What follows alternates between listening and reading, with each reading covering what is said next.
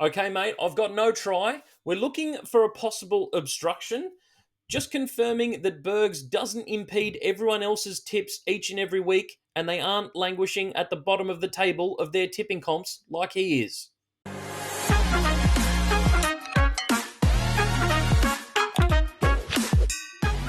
What's going on, boys and girls? It's Burgz back at it again for another week of tips and predictions here on the Casual Athlete. This week we have round 13 and we're getting dangerously close to halfway through the season, and Origin is upon us. We've seen the Blues team announced at this point in time. I'm just looking to see for that Queensland announcement, and I can't wait to get into some Origin content, guys. It is going to be awesome. But before we get into the video, guys, just a reminder to like and subscribe to the channel. We bring out so much content each and every week just for you guys. Whether it be fantasy, tipping, or general NRL content, we have it here for you. So make sure that you are subscribed and click that notification bell to make sure that you don't miss out on any of our latest content. Now, let's take a quick look back at how I did in round 12. Straight off the bat there, guys, we tipped the Dragons, and I'm not happy with this tip, and just because the Dragons were absolutely abysmal on Thursday night. I can't tell you if I've seen a worse performance from a team off a bye this year. Actually, the team coming off the bye this year has won 6 out of 8 games prior to this fixture, and the Dragons really just didn't turn up the other night. And credit to the Dogs, they absolutely put them to the sword and demolished them in this game. And I tell you, the Dragons, once again, still becoming one of the hardest teams to tip in the comp. Yes, the Cowboys, we've got 2 wins on the trot now, and we scored 40 points in this game, but it was against the Tigers, and I do see the Tigers' form slowly dipping off at the moment. They are letting in way too many points, but we did let them score 28 points in this game, and that is, to me, unacceptable. We slacked off at moments in this game. We just flipped the switch off. We just went, yeah, we got the win in the bag. We don't need to defend right till the final bell.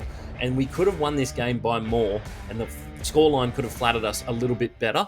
But I'm getting pretty sick of watching my team play really well for 40 minutes or 20 to 40 minutes and expect to win games. Like, they're not going to be able to sustain that moving forward, and they need to address it very soon. Manly, I'm really happy that I tipped Manly in this game. It got very tense towards the end of it, but they came out with the right attitude, and they forced Melbourne errors early on in this game. Melbourne weren't quite themselves. I did think that, the travels to Magic Round, then back to Melbourne, then back up to Sydney would affect the Storm with a 5-day turnaround. It's not one of those things that you want to be doing mid-season, especially with Origin around the corner. And they just had a lot of injuries as well, the Storm, and it compounded with a pretty unlike the Storm performance. But Manly, credit to them, they had a packed house out of Brookie, and they got a massive win there that really bolsters their finals hopes. The Roosters absolutely smashed the Raiders, 13+. That was awesome to see. Again, they are one of the form teams of the competition, and I've got to say, they are looking very good, and I'm surprised that there was a couple of omissions from Origin for their team in the announcement that has just come through for the New South Wales Blues side. We will talk about that in a little bit. But they got the win 13+, and I think for the Raiders, they just weren't ready to be taking on a Roosters side that has been looking like one of the best teams in the comp of the last month.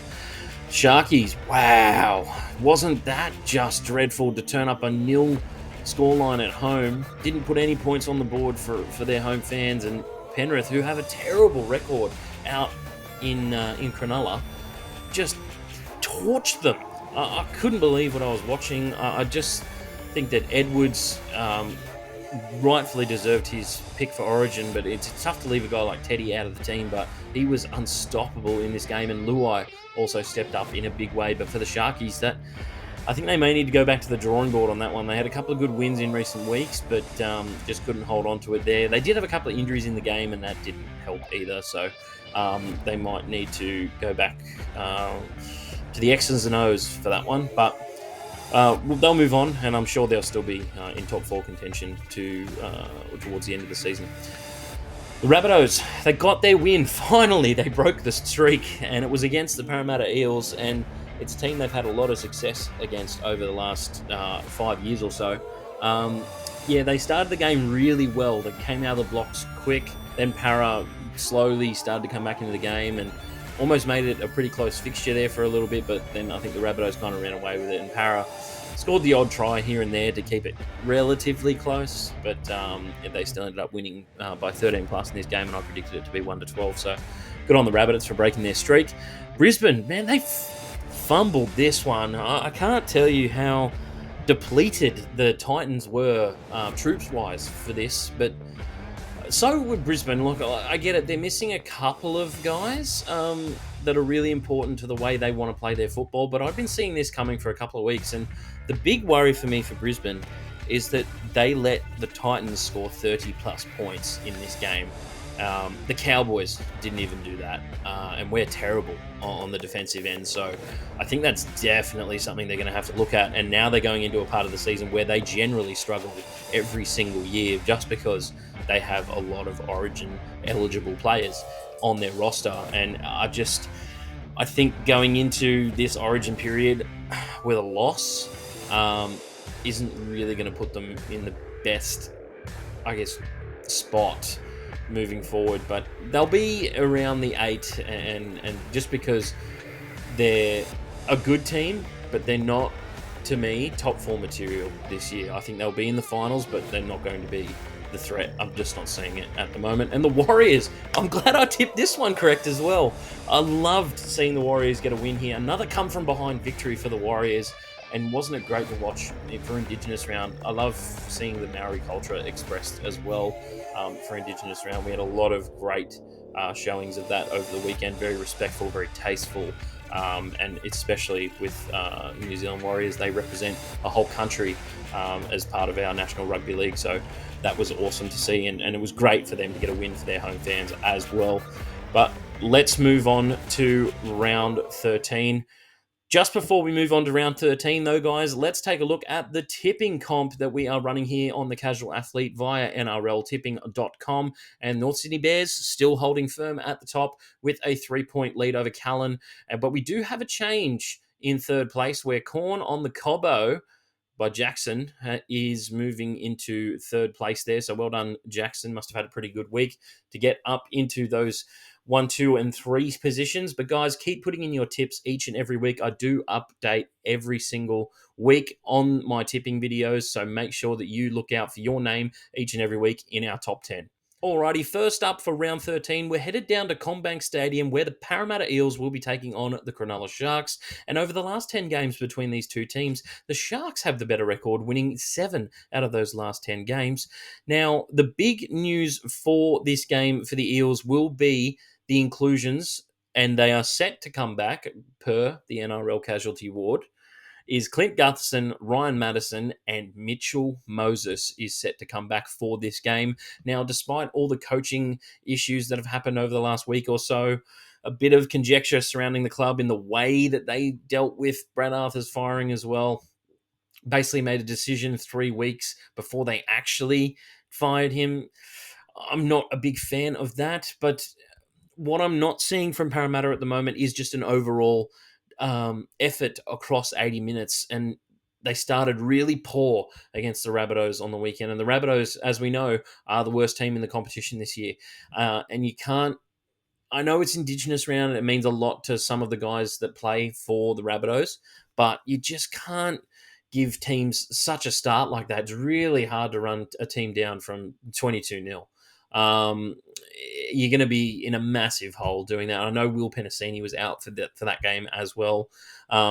They should be missing Jermaine Hopgood. That will be really the only player that they will be missing from this game. On the Sharks side of things, they'll be without Nico Hines and Cameron McInnes, who both got selected for New South Wales Origin, so they will be out for this game as well.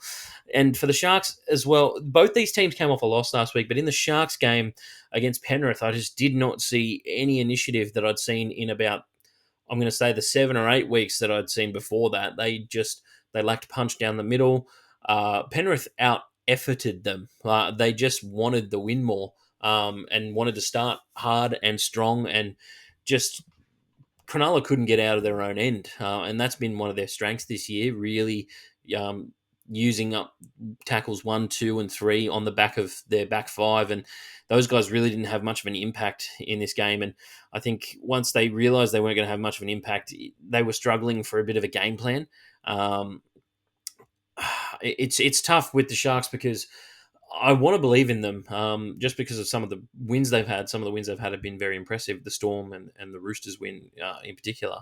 But I just get the sense that that's a kind of loss that can give you a really handsome reality check, and it's something that Cronulla need to address and need to snap out of pretty quickly if they're going to be considered, a genuine top four team with a chance to win the premiership this year. This has been their hardest stretch of the season so far, but to come out of it 2-1, I think they would have taken that at the start of the season. But the outlook for this game, I actually think the Eels, with their ins, if these three guys come back and play, Gutho, Maddo, and Moses, if they come back and play, then they will energise this Eels team. And it's something that they've needed for the last 10 rounds, I would say. They just need that injection of energy. They need their fearsome leader out there as well. They need their chief playmaker, and uh, they need some strength in the back row as well. Their depth has been tested at times with guys like Makahesi Makatoa. So I actually think the Eels get this one done this week, and that's why they are going to be my Hills Cricket Academy lock of the week this week. That's right, I'm back in the Eels. They are paying $2.90 at the moment. I can't believe that. That's extremely large for the Eels, especially if they get those ins this week. I'm not sure it will shorten up when those team lists come out.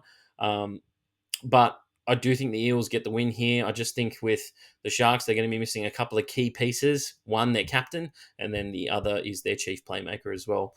I'm going to go the Eels in this one to get it done, 1-12. The lone Friday night game of round 13 is the Newcastle Knights taking on the Canterbury Bankstown Bulldogs at McDonald Jones Stadium. Now, over the last 10 games between these two teams, the Knights have the better record, winning 6 out of those last 10 games. However, the Dogs' record at McDonald Jones Stadium has to be taken into account here. They've won 7 out of their last 9 games at McDonald Jones Stadium, so pretty good hunting ground if you're a Doggies fan. For the Dogs, I think this week is a little bit about survival. They're going to be missing their captain, Stephen Crichton, and they're going to be missing their chief playmaker in Matt Burton, who has been in some stellar form over the last month or so. And for the Knights, well, they are going to be relatively unchanged, minus Bradman Best. He's going to be out with a hamstring injury, and then also, of course, Kalen Ponga will not be available for this game, as well as Tyson Gamble. So you can expect Jack Cogger and Jackson Hastings to be the halves in this one. I think for the Dogs, Toby Sexton and Hutchison will come in and play this game. I think Hutcho spent a week out, but it wasn't meant to be anything too serious. And I thought Toby Sexton was great in last week's game. He carving it up at reserve grade levels of the game and just can't get an in anywhere. The Titans shafted him off, and I think the Dogs are being a bit stubborn by not putting him in. He is a genuine halfback, man. He is such a good kicker of the ball.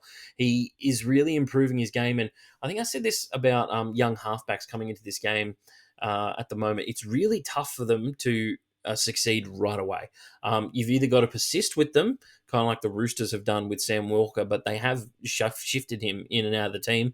And now the Dolphins, what we're seeing with Isaiah Katoa as well. I just think that Sexton is kind of in the same mold. Like, he's a really young, genuine halfback. He's not one of these bigger guys who he's going to run the ball a ton of times a game, like an Ethan Strange or a Lachlan Galvin. Lachlan Galvin's a bit of a bigger body and had success right away because he's a more genuine runner of the ball.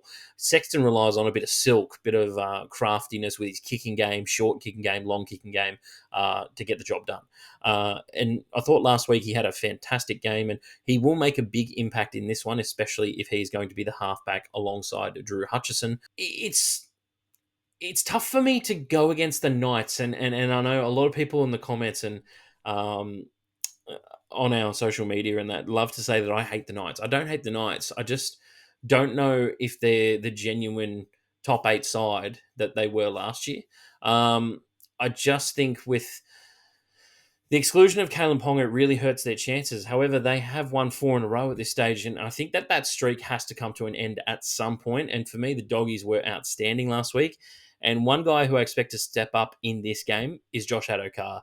He is going to be absolutely pissed that he missed out on Origin this year, and I expect him to score maybe a double or even a hat trick in this game.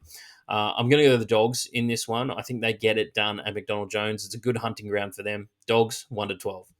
We go to Saturday now, where the first game is out at Bluebet Stadium in Penrith, where the Panthers will be taking on the Dragons. Now, over the last 10 games between these two teams, the Panthers have the better record, winning 6 out of those last 10 games. That is also a 6-game winning streak for the Panthers. The Dragons have not beaten Penrith since 2017 as well. Both sides are going to be missing some very key players this week due to Origin. Penrith are missing 4 of their players from last week's game, whereas the Dragons will probably be are missing their 2 most important players, I guess, of the season so far. In Jaden Sewer, who's been unreal. I think he will get picked for Origin. I think, and Zach Lomax and Ben Hunt is obviously a lock for Queensland Origin as well. For the Panthers, it's going to be a bit of a mix and match week. I expect Dane Laurie to come in at fullback for Dylan Edwards, and we know the kind of dynamic player that Dane Laurie can be. But there is a chance that he might play 5'8", and Isaiah Yongi will come into the side. Now, Yongi is an exceptional young player. The Panthers' reserve grade side has not been doing too well of late, but I do expect him to maybe get a shot at some point, and what better time than during Origin against a depleted Dragon side who really didn't show me much last week to give me any faith in them on this one. I just think Penrith, they were ever the professionals, weren't they, last week? Just what a bounce back from an embarrassing loss. I think from their side of things, they should not have lost to the Warriors, and they probably stewed on that all week and let all the tension out against the team coming first and showed them that they are still one of the competition heavyweights, and they will have to go through them to win any kind of competition this year. It's a tough one because I think the most important players for Penrith are out of this game, and the guys that make stuff happen are really going to be missed. Then again, though, the Dragons are going to be missing the leading try assist leader for this year in Ben Hunt. So, yeah, big game for both teams. I think if Penrith can get a win here, they'll be absolutely chuffed with it, and I think they do as well. I just don't see it from the Dragons right now. I'm not too sure who's going to come in for halfback for Ben Hunt either. I'm not convinced by any of their performances of late, and they seem to be doing this thing where they love getting a couple of wins at the start of the year to make you think that they are going to take the next step and actually be a decent team. But all they do is pretty much just avoid the spoon.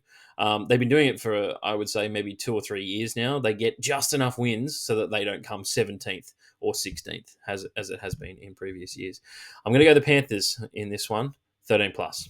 Saturday night, and we've got the Dolphins taking on the Raiders. Now, there's a couple of ins and outs for both teams. For the Dolphins, we could have Tom Flegler come back this week, although they may push it back another week just with his shoulder injury. It is a difficult one to come back from, the AC joint.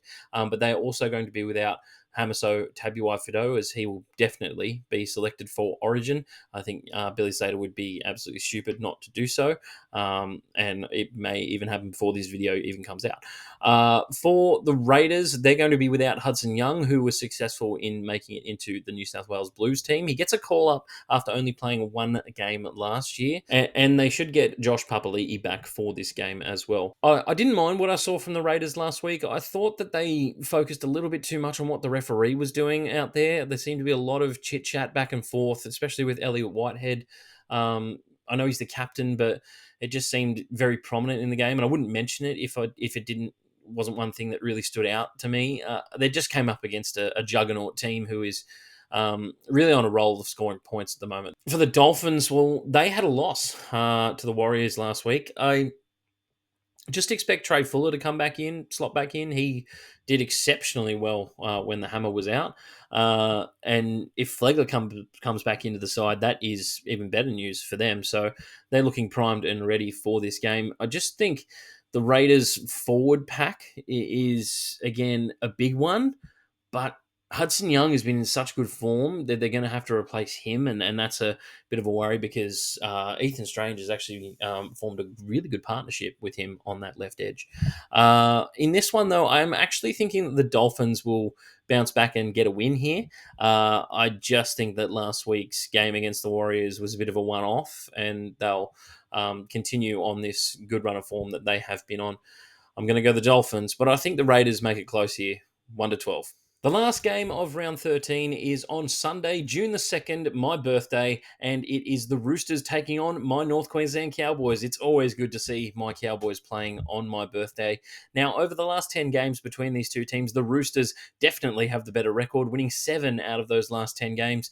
And I've got to say, the outlook for this game, I'd love it to be positive. I'd love the Cowboys to really put in the work for me and get a win for my birthday, but yeah, I just don't see it happening. We're actually missing 6 of our regular first team players this week in Val Holmes, Murray Talangi, Dearden, Nanai, Cotter is out, and Robson also got selected at 9 for New South Wales. I didn't expect that either. So yeah, we're going to be without a few players, and the other thing as well that doesn't help us is that Teddy didn't get selected for Origin, so he's going to be playing for the Roosters, and no doubt he'll be pretty pissed off that he has lost the captaincy. And I'm actually a bit worried for this game. I think the Roosters, with us being a depleted side, I think the Roosters are missing Joseph Suaalii and Angus Crichton, and that's really it for them. Lindsay Collins as well. To me, that doesn't really hurt them too much. Spencer Lenyu's also going to be out as well, so there's a few guys there, but their forward pack has been working quite well. I think Egan Butcher went down with injury last week, so that hurts their depth a little bit. But Nat Butcher should be coming back into the side. And Connor Watson was also out with a throat injury, and he was in some pretty good form as well. The outlook of this game is so tough for me because I see it going one way. I'm trying to have an outlook for the Cowboys where if we start fast and get a couple of points on the board, then we'll probably just let the Roosters back into the game like we have done with so many teams this year. We gave up a lead to the Tigers on the weekend as well. It was 22-0 at one point. I see the Roosters putting on a score here, and with Teddy in the team and Manu in the team, Walker's going to be in there. With Kiri, they may let him play towards the end of the week just because he did get selected in the Origin squad, but isn't tipped to play. I think that will depend on whether Hines is fit at this stage. But Walker's been so good for them, and Teddy's been in such good form, and Manu is still there, so they've just got strike all over the park, whereas we've got little Scotty Drinkwater. Hopefully he can get it over the line for us. But unfortunately, guys, I've got to go the Roosters here, 13 plus. So that is it for this week's tips, guys. What did you think about them? Let me know down in the comments section below. Please make sure that you like and subscribe to the channel. We bring out so much content each and every week just for you guys, and I'll catch you on the next one.